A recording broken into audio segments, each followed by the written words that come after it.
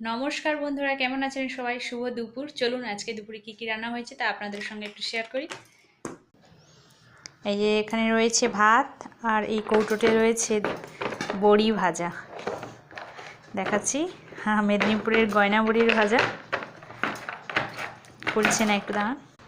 এই যে দেখুন, গয়না বড়ির ভাজা। আর এখানে রয়েছে ডাল, তার সঙ্গে রয়েছে কুমড়ো, আর হচ্ছে ওই নিউট্রেলা আলু দিয়ে একটা তরকারি। আর এখানে রয়েছে মাছের মুড়ো দিয়ে মানে মাছের মুড়ো দিয়ে মাছের ঝোল আর কি। এই হলো আজকে দুপুরে লাঞ্চের মেনু। কেমন হয়েছে জানাবেন। গয়না বড়িগুলো দেখেছেন, মানে খুব খাস্তা, মানে এগুলোকে ফেটাতে হয় ভালো করে আর কি। আর এটা পোস্ত নয়, এটা রয়েছে সুজি,